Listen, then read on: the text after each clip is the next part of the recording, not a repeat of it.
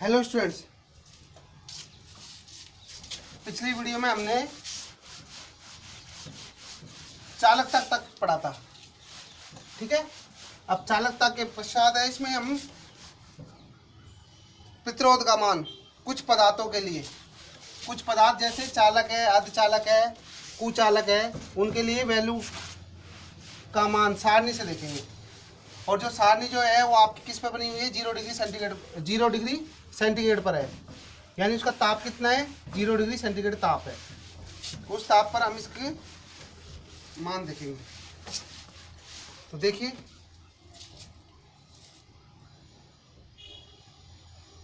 प्रतिरोधकता, प्रतिरोधकता रो के लिए, रो के लिए सारणी, सारणी। ठीक है, तो कितने डिग्री सेंटीग्रेड पर है? T बराबर 0 डिग्री सेंटीग्रेड पर। ठीक है ना, और रो का जो मान होता है वो किस में होगा भाई?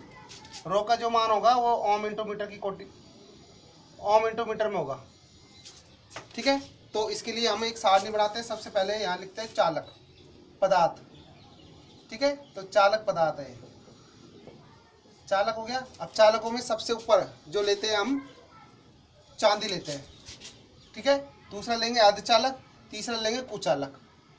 ठीक है, तो सबसे पहले है ऊपर चांदी। ठीक है, तो चांदी है। फिर इसके बाद है, मैं एक बार इनका सभी का मान लिख देता हूँ। राइट, तो देखो टेबल है, वो क्या क्या है? तांबा है, तांबा। ठीक है, नेक्स्ट है आपके पास एल्युमिनियम, एल्यूमिनियम, एल्यूमिनियम है। इसके पश्चात आपका अगला है टंगस्टन, टंगस्टन। नेक्स्ट है आपका लोहा, लोहा। नेक्स्ट है आपका प्लेटिनम, प्लेटिनम। प्लेटिनम के पश्चात है आपके पास पारा, पारा के बाद नाइक्रोम,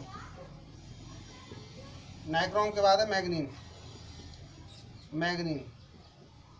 ठीक है ना, ये सारे आपके क्या है? चालक पदार्थ में आते हैं।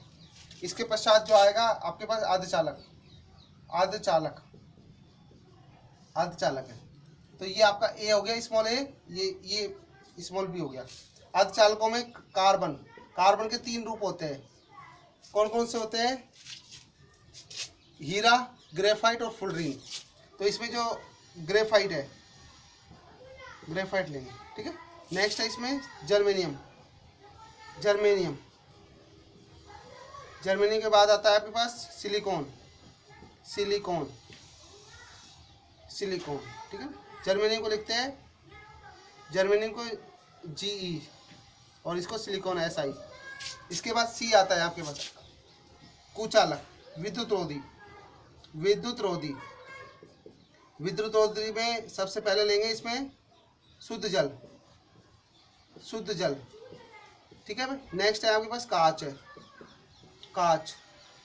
फिर कठोर रबड़, कांच हो गया। ठीक है, यहाँ तक। तो देखिए इसके लिए सारणी, इनके लिए मान होगा जो क्या होगा। तो इसको मैं एक बार सही तरह सीधा लिख देता हूँ। सी विद्युत रोधी, विद्युत रोधी है। सबसे पहले यहाँ पर शुद्ध जल, शुद्ध जल। फिर इसके बाद कांच है। ठीक है, देखिए चांदी के लिए वैल्यू होती है, इसका मान 1.6 गुणा 10 की पावर -8 ओम इंटू मीटर, 10 की पावर -8 ओम इंटू मीटर।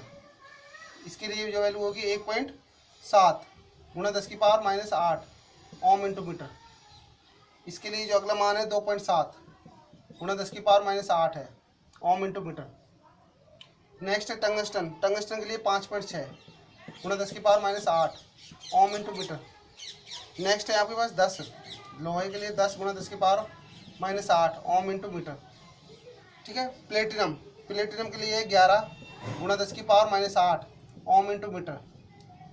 ठीक है, नेक्स्ट है आपके पास 98, प्लेटिनम के लिए कितना होता है? 98 गुणा 10 की पावर -8 ओम इंटू मीटर। पारे के लिए कितना होगा 100 गुणा 10 की पावर -8 ओम इंटू मीटर। ठीक है। नेक्स्ट है नाइक्रोम। नाइक्रोम के लिए कितना हो जाएगा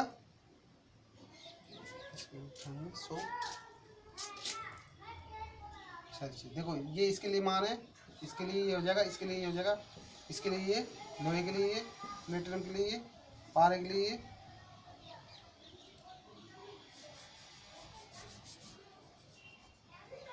पारे के लिए कितना हो जाएगा 98 गुणा 10 की पावर -8 ओम इंटू मीटर। इसके लिए कितना हो जाएगा, इसके लिए हो जाएगा 100 गुणा 10 की पावर -8 ओम इंटू मीटर। इसके लिए कितना होगा मैग्नीज के लिए 48 गुणा 10 की पावर -8 ओम इंटू मीटर। ठीक है भाई, ये इसके करस्पॉन्डिंग मान है। अच्छा ग्रेफाइट के लिए कितना होगा, ग्रेफाइट के लिए होगा 3.5 गुणा 10 की पावर -5। इसके लिए 0.60। ठीक, इसके लिए कितना हो जाएगा 2300। है विद्युत पदार्थों के लिए शुद्ध जल के लिए कितना होता है, शुद्ध जल के लिए होता है 2.5 गुणा 10 की पावर 5 ओम इंटू मीटर है। ये सारे ओम इंटू मीटर में है, ओम इंटू मीटर में सारे।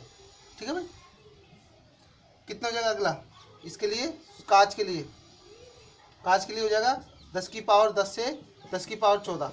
इसके अलावा कठोर रबर और लकड़ी भी ले सकते हैं।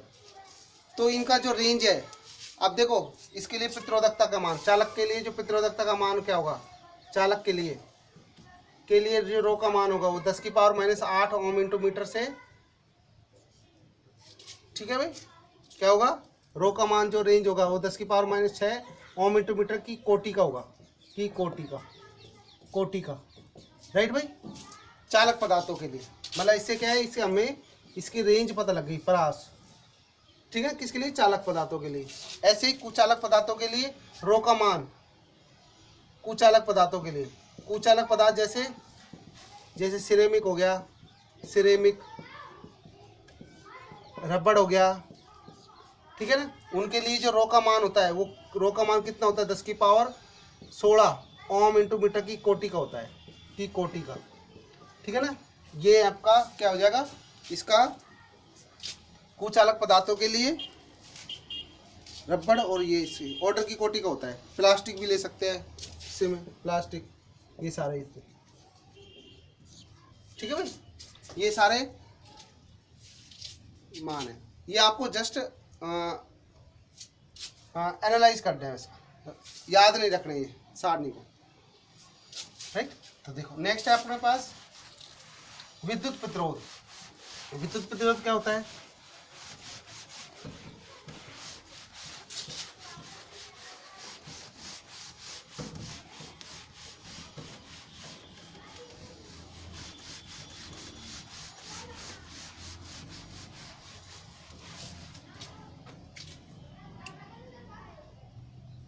विद्युत प्रतिरोध।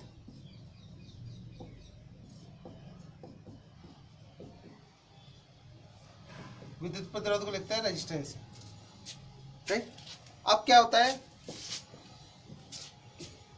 विद्युत धारा के प्रवाह में अवरोध उत्पन्न होना ही क्या कहलाता है, विद्युत प्रतिरोध कहलाता है। विद्युत धारा के प्रवाह में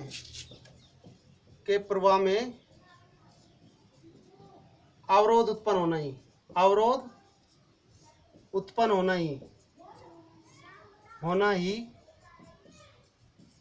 विद्युत प्रतिरोध कहलाता है, विद्युत प्रतिरोध कहलाता है। ठीक है भाई, अब इसका कारण क्या है, क्यों होता है विद्युत अवरोध, इसका जो रीजन है, ठीक है ना, इसका कारण क्या है। देखिए कोई भी चालक होता है, ये आपका बेलनाकार चालक है, ठीक है भाई, इस तरह से ये बेलनाकार चालक हो गया। इसको जैसे ही हम किससे लगाते हैं, बैटरी से लगाते हैं, प्लस माइनस, ठीक है ना, बैटरी से लगाया तो इसमें करंट फ्लो होगी, ये आपके चालक है। अब चालकों में क्या होते हैं, मुक्त इलेक्ट्रॉन्स होंगे, इसको चालक है, ये यहाँ पे चालक है। अब चालकों में धारा किधर की तरफ फ्लो होगी, इसमें इधर की तरफ फ्लो होगी, ठीक है भाई, इधर की तरफ फ्लो होगी। और इलेक्ट्रॉन किधर की ओर गति करेंगे, इलेक्ट्रॉन्स इधर की ओर गति करेंगे। राइट, किधर की ओर गति करेंगे, इधर की ओर गति करेंगे। अब देखिए अब जो इलेक्ट्रॉन्स क्या करते हैं, गति करेंगे, गति करेंगे, गति करेंगे तो क्या होगा, अब वो किससे टकराएंगे, उनकी जो टक्कर होगी वो या तो आयनों से होगी, आयनों आयनों या अशुद्धि परमाणु, जो चालक में उपस्थित अशुद्धि परमाणु, आयनों या अशुद्धि परमाणुओं से, अशुद्धि परमाणुओं से उनकी टक्कर होती है, किसकी, इलेक्ट्रॉनों की से टक्कर होती है, टक्कर होती है। तो इस टक्कर के फलस्वरूप, इस टक्कर के जो फलस्वरूप होगा वो क्या होगा, उसमें अवरोध, डिस्टरबेंस होगा। क्या होगा, अवरोध, अवरोध या डिस्टरबेंस, डिस्टरबेंस उत्पन्न होता है। और जो डिस्टरबेंस या अवरोध उत्पन्न होता है वही क्या कहलाता है, विद्युत प्रतिरोध कहलाता है। ठीक है भाई। अब देखो, विद्युत धारा के प्रवाह में अवरोध उत्पन्न होना ही विद्युत प्रतिरोध कहलाता है। कोई भी चालक है, उस चालक में मुक्त इलेक्ट्रॉन्स क्या करते हैं, गति करते हैं। अब इसमें इसमें कितने इलेक्ट्रॉन्स होते हैं, इसमें बहुत सारे इलेक्ट्रॉन्स होते हैं। उनका जो ऑर्डर होता है कितना होता है, मुक्त इलेक्ट्रॉन्स होते हैं इतने सारे, 10 की पावर 29 मुक्त इलेक्ट्रॉन्स होते हैं। अब ये कितने होते हैं, अरबों खरबों से भी ज़्यादा होते हैं, बहुत सारे इलेक्ट्रॉन्स होते हैं। अब बहुत सारे इलेक्ट्रॉन्स होंगे तो वो क्या करेंगे, गति करेंगे। ठीक है भाई, नियमित गति करेंगे, क्योंकि यहाँ पे बैटरी लगाई है। तो नियमित गति होने के कारण वो क्या है, इलेक्ट्रॉन्स किससे टकराएंगे, मुक्त इलेक्ट्रॉन्स आयनों से या अशुद्धि परमाणु से टकराते हैं। तो उससे टकराने के कारण क्या होता है, अवरोध उत्पन्न होता है। और यही अवरोध उस चालक में प्रतिरोध कहलाता है। ठीक है, और यही अवरोध क्या कहलाता है, प्रतिरोध कहलाता है, जिसे हम किससे लिखते हैं, कैपिटल आर से, कैपिटल आर से लिखते हैं। राइट। अब इसके बाद है प्रतिरोध किसकी निर्भरता, किस किस पर निर्भर करता है, विद्युत प्रतिरोध की निर्भरता।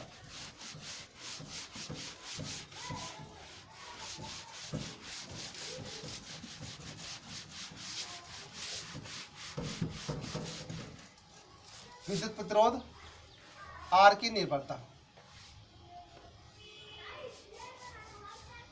प्रतिरोध आर की निर्भरता, की निर्भरता यानी डिपेंडेंस, किस पर निर्भर करता है। निर्भर ये क्या है आपका, पहले तो आर प्रोपोर्शनल टू एल है, लंबाई पर निर्भर करता है। दूसरा उसके अनुप्रस्थ काट क्षेत्रफल पर निर्भर करता है। ठीक है, आर बराबर कितना होता है, वी अपॉन आई होता है। ठीक है, वी अपॉन आई। तो यहाँ से क्या हो जाएगा, वो किस पर निर्भर कर रहा है, वोल्टेज पर निर्भर कर रहा है। ठीक है, किस पर निर्भर कर रहा है, वोल्टेज पर, जो उस पर अप्लाई कर रहे हैं। आर बराबर वी अपॉन आई है। नेक्स्ट है आर है, आर बराबर होता है R naught 1 plus alpha T. ठीक है ना, ये चीज़ है। जहाँ एल्फा क्या होता है, प्रतिरोध ताप गुणांक, प्रतिरोध ताप गुणांक, ताप गुणांक। ठीक है, और जो टी क्या होता है, टी होता है ताप, होता है ताप। डिग्री सेंटीग्रेड में हो सकता है या केल्विन में हो सकता है। ठीक है ना। तो देखो, अब जो आर है वो किस किस पे डिपेंडेंट हो गया, आर फंक्शन है, फंक्शन का मतलब फलन है। किस किस का फलन हो गया, लंबाई का हो गया, क्षेत्रफल का फलन हो गया और वोल्टेज का हो गया, इसके अलावा टेम्परेचर का हो गया। तो इन चारों चीज़ों पर डिपेंड करता है भाई। ठीक है भाई। रेजिस्टेंस है प्रतिरोध, प्रतिरोध चालक तार की लंबाई पर, लंबाई जितनी ज़्यादा होगी चालक तार की, उसका प्रतिरोध उतना ही अधिक होगा। एरिया पे भी निर्भर करता है, व्युत्क्रमानुपाती होता है। वोल्टेज यानी चालक तार के सिरों पर कितनी वोल्टेज अप्लाई की हुई है, तो उस पर भी निर्भर करता है। अगला है उसका टेम्परेचर, आर बराबर R naught 1 plus alpha T. ठीक है ना, इसको हम आगे पढ़ेंगे अभी। ठीक है ना, जो ये समीकरण लिखे मैंने आर नॉट। अब जहाँ पे ये आर नॉट है, इसका मतलब क्या है, नॉट है, इसका मतलब एट किस पर है, टी बराबर 0 डिग्री सेंटीग्रेड पर है। किस पर है, टी बराबर 0 डिग्री पर है। और ये जो आर टी है वो एक पर्टिकुलर टेम्परेचर पर है, वो किस पर है, टी बराबर टी डिग्री सेंटीग्रेड पर है। ठीक है ना, ये अलग अलग चीज़ें।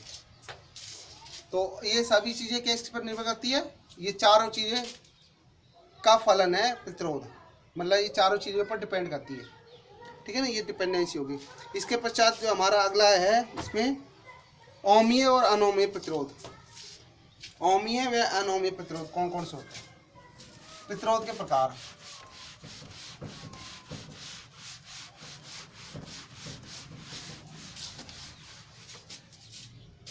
अम्लीय प्रतिरोध के प्रकार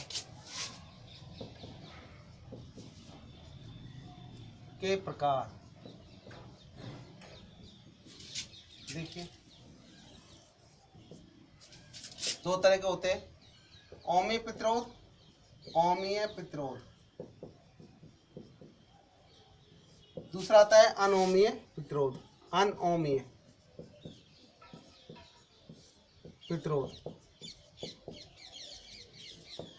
ठीक है भाई। तो देखो इनके नाम से ही पता लग रहा है, ऐसे प्रतिरोध जो कि ओम के नियम का पालन करते हैं,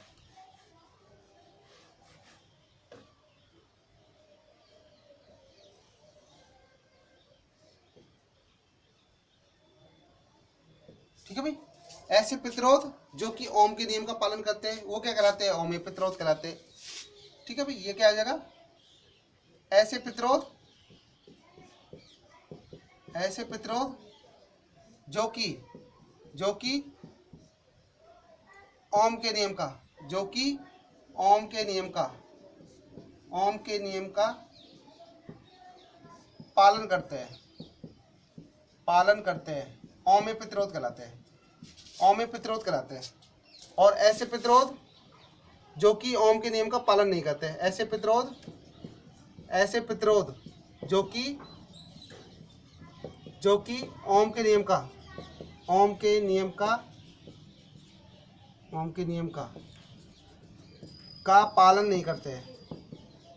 पालन नहीं करते हैं, ठीक है। कैसे कहलाता है, अनअम्लीय प्रतिरोध। तो देखो ओम के नियम में क्या होता है कि वोल्टेज और करंट के बीच में कैसे ग्राफ आता है, एक सरल रेखा ग्राफ आता है, ठीक है। जैसे देखो सेकंड पॉइंट आपका इस तरह से कि यहाँ पर हम क्या लेते हैं, वोल्टेज लेते हैं, यहाँ करंट लेते हैं, तो इसके बीच में जो कैसा आता है ग्राफ, कैसा आता है, सरल रेखा में, ठीक है भाई, सरल रेखा में आता है इसमें, राइट। अच्छा, इसमें ग्राफ कैसा आएगा, अलग अलग पदार्थों के, अलग अलग धातुओं के लिए या डिवाइसों के लिए अलग अलग होता है। जैसे डायोड के लिए बात करें, ठीक है, डायोड के लिए, तो डायोड के लिए जो ग्राफ आएगा वो किस तरह से आएगा, यहाँ वोल्टेज लिए, ठीक है, और ये क्या हो जाएगा इस तरह से, इसमें ऐसे हो जाएगा डायोड के लिए, तो ठीक है। तो यानी ये क्या होगा, जो ग्राफ होगा वो कैसे होगा, सरल रेखा में होगा। वी व आई के मध्य ग्राफ कैसे आएगा, सरल रेखा में आएगा, ठीक है ना, सरल रेखा में होगा। इसमें कैसा होगा, सरल रेखा में नहीं होगा। वी और आई के बीच में जो ग्राफ होगा वो कैसे होगा, सरल रेखा में होगा।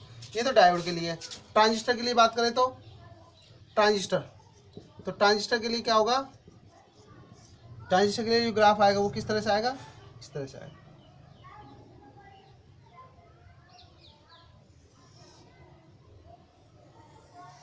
ये इस तरह से, यहाँ वी लेंगे, यहाँ आई लेंगे, ठीक है, ये वी होगा, इस तरह से ग्राफ आएगा, ठीक है। डायोड के लिए हो गया, ट्रांजिस्टर के लिए होगा। तीसरा हम ले लेते हैं टॉर्च के लिए, टॉर्च का बल्ब। तो टॉर्च का जो बल्ब होगा वो किस तरह से होगा, उसके लिए जो ग्राफ आएगा वो किस तरह से आएगा, देख लेते हैं। टॉर्च का बल्ब, उसके लिए इस तरह से वी और आई, ये वी है, ये आई है, उसके बीच में ग्राफ कैसा होगा, इस तरह से, यहाँ से तो सीधा चलेगा, बाद में कैसे हो जाएगा, ऐसे हो जाएगा, ठीक है, इस तरह से टॉर्च का बल्ब। और विद्युत अपघट्य, चौथा है विद्युत अपघट्य के लिए, विद्युत अपघट्य जो सॉल्यूशन होते हैं, जैसे H2SO4 है, उनमें अगर धारा प्रवाहित करते हैं तो उसमें कैसा आता है, ये वी है, ये आई है, तो इनमें ग्राफ कैसा आएगा, इस तरह से, इसमें ग्राफ कैसा आएगा, इस तरह से आएगा, ठीक है भाई, इस तरह से। ये क्या है, अब देखो ये ओम वी आई ग्राफ क्या होगा, इनके बीच में सरल रेखा में नहीं होगा, ठीक है भाई। क्या होगा, वी आई ग्राफ क्या होगा, सरल रेखा में, वी आई ग्राफ सरल रेखा में नहीं होंगे, सरल रेखा में नहीं प्राप्त होते हैं, अनोमी में, राइट। एग्जाम्पल देखो इनका एग्जाम्पल होते हैं, उदाहरण आएगा धात्विक चालक, धात्विक चालक होते हैं वो सारे इसमें आते हैं, धात्विक चालक, ठीक है ना भाई, इसमें इसके एग्जाम्पल क्या हो गए, डायोड, ट्रांजिस्टर, ये सारे आपके इसके उदाहरण हो गए।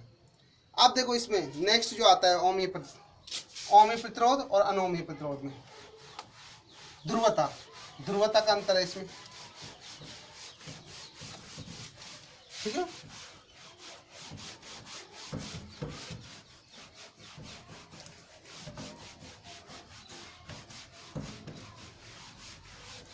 ध्रुवता क्या होती है इसकी,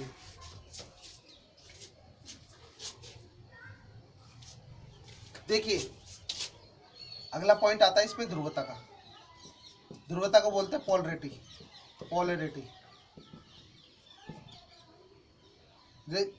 जैसे मैं कोई चालक तार है, ये रेजिस्टेंस है आपका, प्रतिरोध हो गया, ये प्रतिरोध हो गया, ठीक है। यहाँ पे बैटरी लगाई इस तरह से, प्लस लगाया माइनस लगाया, ये आपका राइट में। तो यहाँ से धारा इधर की तरफ से फ्लो होगी, धारा आई इधर से, तो इसमें पोलैरिटी क्या होगी, यहाँ से जहाँ एंटर हो रही है वो प्लस आएगा और जहाँ से निकलती है वो क्या आएगा, माइनस आएगा, ठीक है। तो इसकी पोलैरिटी क्या हुई, ये हुई भाई, धारा इधर की तरफ भी तो फ्लो हो रही है, जहाँ से एंटर होती है वो प्लस होगी और निकलती है तो वो माइनस होगी। तो इसकी पोलैरिटी ये आई, वोल्टेज अप्लाई किया। अब इसकी वोल्टेज ध्रुवता चेंज करो तो प्रतिरोध की ध्रुवता पर क्या फर्क पड़ेगा, देखिए ये आपका प्रतिरोध हो गया, ये आपका पोलैरिटी चेंज कर दी, देखो माइनस ले लिया, यहाँ पे पहले माइनस ले लिया इस तरह से, ठीक है। तो ये प्लस हो गया, ये माइनस हो गया, ये बैटरी, इसकी पोलैरिटी चेंज कर दी मैंने, किसकी, बैटरी की। तो बैटरी की पोलैरिटी चेंज कर दी तो आई इधर से आ जाएगा, आई इधर से आ गया, ठीक है। तो जहाँ से एंटर होता है वो प्लस है और जहाँ से निकलती है धारा वो क्या हो जाएगी, माइनस हो जाएगी, ठीक है भाई। तो देखो इसकी ध्रुवता कि जहाँ से मतलब अपने ध्रुवता पर निर्भर नहीं करती है, ठीक है। ओमीय प्रतिरोध ध्रुवता पर निर्भर नहीं करते हैं, क्यों, क्योंकि देखो यहाँ पे अपने पास क्या है, जहाँ से एंटर हो रही है वहाँ पे प्लस आ रहा है और जहाँ से निकल रहा है माइनस आ रहा है, ठीक है ना, राइट। यानी बैटरी की पोलैरिटी चेंज भी कर दो तो भी उसकी ध्रुवता चेंज नहीं हो रही है। प्रतिरोध की बैटरी की पोलैरिटी चेंज करने पर जो प्रतिरोध है उसकी ध्रुवता में किसी तरह का कोई चेंज नहीं आता है, ठीक है। तो हम कैसे लिखेंगे, ओमीय प्रतिरोध के लिए ध्रुवता पर निर्भर नहीं करती है, ठीक है भाई, राइट। ऐसे पदार्थ या युक्तियों के लिए इनसे धारा प्रवाह आरोपित विभवांतर की ध्रुवता पर निर्भर नहीं करता है, ठीक है भाई। अब इसमें देखिए अनोमीय परिपथ में क्या होता है, अनोमीय परिपथ में ध्रुवता पर मतलब क्या है, विभवांतर की ध्रुवता बदलने पर बैटरी की पोलैरिटी चेंज करते हैं तो धारा पर प्रभाव पड़ता है, एग्जाम्पल लेते हैं जैसे डायोड है, ठीक है। मैंने आपको इसमें उदाहरण बताया था एक डायोड, ठीक है। तो डायोड में क्या होता है, डायोड का जो सिंबल होता है वो इस तरह से होता है, देखो ये P, ये इसका P भाग होता है, ये N भाग होता है। मैं आपको आगे डिटेल में बताऊंगा ये, ठीक है ना। अभी तो इसको जस्ट समझ लो, ये इसकी पोलैरिटी ये है इस तरह से, तो क्या हो जाएगा, प्लस माइनस, ठीक है। करंट इधर की तरफ फ्लो होगी और करंट यहाँ से निकलेगी, तो बैटरी की पोलैरिटी क्या है, प्लस से माइनस है। अब देखो ये आपका क्या है, डायोड आपका अग्र बायस में है, किस बायस में है, अग्र बायस में है, अग्र बायस में। तो अग्र बायस में जो करंट फ्लो होती है वो मिली एम्पेयर में करंट फ्लो होती है भाई, ठीक है ना। तो अब इसकी पोलैरिटी चेंज करते हैं, तो पोलैरिटी चेंज करेंगे तो क्या हो जाएगा, देखो डायोड आपका इस तरह से ही है, ठीक है। तो पोलैरिटी चेंज कर दी, देखो माइनस कर दिया यहाँ पे, ये आपका इस तरह से प्लस माइनस, ये डायोड आपका P भाग है, ये N भाग है, P और N। तो करंट की इधर की तरफ से फ्लो होगी, ये इधर की तरफ, राइट भाई। बैटरी की पोलैरिटी चेंज कर दी। अब देखो बैटरी की, अब ये जो डायोड है देखो अग्र बायस क्या होता है, बैटरी का पॉजिटिव डायोड के पॉजिटिव से जुड़ा होता है और इसका नेगेटिव है बैटरी के नेगेटिव से जुड़ा होता है, तो वो आपका अग्र बायस कहलाता है, ठीक है। इसमें देखो ये कौन सा कहलाएगा, पक्ष बायस। अब पक्ष बायस में क्या चीज़ होती है कि बैटरी का नेगेटिव इसके पॉजिटिव से जुड़ता है और बैटरी का पॉजिटिव है वो नेगेटिव से जुड़ता है, यानी देखो माइनस है वो प्लस से जुड़ रहा है, पॉजिटिव से इसके मतलब डायोड के पॉजिटिव से, और बैटरी का पॉजिटिव टर्मिनल है डायोड के नेगेटिव से जुड़ रहा है, ठीक है ना, एन भाग से जुड़ रहा है तो वो पक्ष बायस कहलाता है। अब पक्ष भाग में जो धारा होती है वो किसमें होती है, माइक्रो एम्पियर में, माइक्रो एम्पियर। अब जो ये धारा है मिली एम्पियर में बताई थी मैंने आपको अग्रवाइस में, मिली एम्पियर में कितना होता है इसकी रेंज, यानी 10⁻³ रेंज है, एम्पियर है, ठीक है। इसका मतलब कितना हो गया 0.00001, यही तो होगा इसमें तो, और इसमें कितना होगा, इसमें माइक्रो एम्पियर में 10⁻6 एम्पियर है, तो यानी कितना होगा 0.0000050 आएगी, 3 2 5 1 एम्पियर, ठीक है भाई। अब देखो इसमें धारा का मान ही चेंज हो रहा है, अलग हो रहा है, धारा का मान इसमें कितना है, पॉइंट के बाद 2 जीरो है, इसमें पॉइंट के बाद 5 जीरो है, तो धारा का मान चेंज हो गया ना, ध्रुवता पोलरिटी चेंज करने पर, इसमें प्लस से माइनस इधर की तरफ है, ये इसमें पोलरिटी चेंज कर दी देखो, तो इसमें अनोमी परिपथ में पोलरिटी चेंज करने पर, ध्रुवता चेंज करने पर धारा का मान पे प्रभाव पड़ता है, राइट, ठीक है ये है। लेकिन ओमिक प्रतिरोध पर धारा का, बैटरी की पोलरिटी चेंज करने पर, विभवांतर को परिवर्तित करने पर धारा में किसी प्रकार का कोई परिवर्तन नहीं आता है, ठीक है, धारा का मान वही रहता है, सेम ही रहेगा। ये आपका ओमीय और अनोमीय प्रतिरोध होगा, ठीक है। अब आपके आता है, अगला आता है कि धनात्मक प्रतिरोध और ऋणात्मक प्रतिरोध, प्रतिरोध पॉजिटिव और नेगेटिव।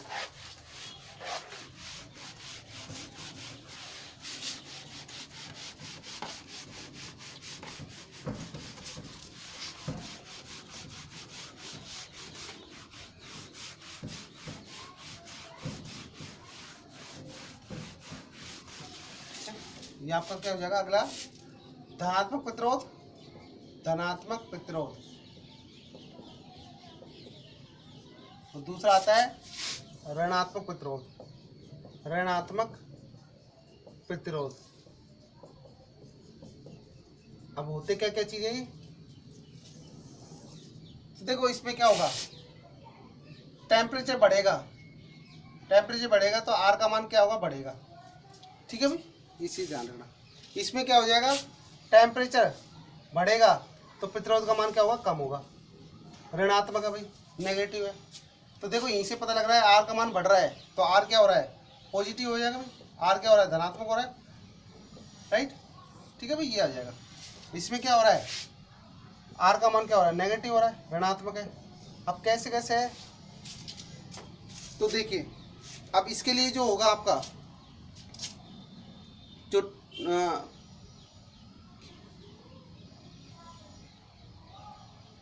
जो अल्फा का मान होता है, अल्फा, नेक्स्ट है इसमें अल्फा। अल्फा क्या चीज होती है, देखो मैंने आपको एक इक्वेशन बताई थी अभी, R बराबर R0 1 प्लस अल्फा टी होता है, ठीक है भाई।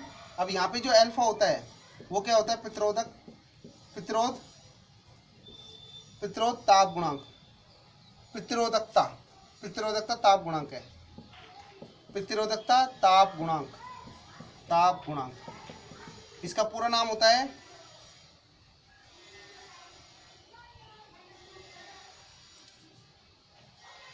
टेम्परेचर, टेम्परेचर कोफिशिएंट, कोफिशिएंट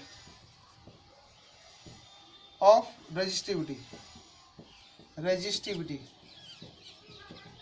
ठीक है ना। तो इसको शॉर्ट में लिखते हैं, इसको शॉर्ट में लिखते हैं TCR, TCR, ठीक है भाई। तो इसके लिए जो TCR का जो मान होगा, यानी अल्फा का जो मान होगा वो क्या होगा, पॉजिटिव होगा, पॉजिटिव होगा, यानी प्रतिरोधकता ताप गुणांक का मान क्या होगा, धनात्मक होगा। इसका उदाहरण क्या होगा, इसके उदाहरण है धात्विक चालक, क्या होता है, धात्विक चालक, धात्विक चालक। तो धात्विक चालक है उनके लिए प्रतिरोधकता ताप गुणांक का मान क्या होगा, धनात्मक होगा। और टेम्परेचर, ऐसे प्रतिरोध जिनका ताप बढ़ाने पर प्रतिरोध का मान बढ़ता है क्या कहलाते हैं, धनात्मक प्रतिरोध कहलाते हैं। ऐसे प्रतिरोध जिनका ताप बढ़ाने पर प्रतिरोध का मान का क्या होता है, कम होता है, क्या कहलाते हैं, ऋणात्मक प्रतिरोध कहलाते हैं, राइट। अब देखो इसमें नेक्स्ट है, इसके लिए इसमें क्या बताया था मैंने आपको, TCR क्या होगा, पॉजिटिव होगा। इसमें TCR क्या होगा, TCR यानी अल्फा, अल्फा की वैल्यू क्या होगी, नेगेटिव आएगी, ध्यान देना भाई। TCR क्या होता है? टेम्परेचर कोफिशिएंट ऑफ रेजिस्टिविटी, प्रतिरोधकता ताप गुणांक, राइट। अब इसका जो उदाहरण है वो है थर्मिस्टर है इसका उदाहरण, ठीक है। अब थर्मिस्टर में है तो क्या है आपका, जैसे इस तरह से देखिए कि V और I के बीच में ग्राफ बनाते हैं, V और I के बीच में इस तरह से ग्राफ बनाया हमने, ये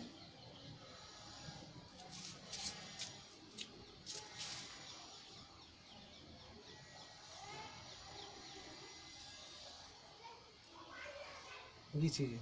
ये पॉइंट अब मैं यहाँ से लेंगे A और ये पॉइंट B ले लिया, ये मूल बिंदु हो गया, यहाँ पे I ले लिया। अब देखो जैसे जैसे वोल्टेज बढ़ा रहे हैं तो करंट का मान क्या हो रहा है? देखो यहाँ पे करंट का मान क्या था? करंट का मान ये था करस्पॉन्डिंग, ठीक है भाई।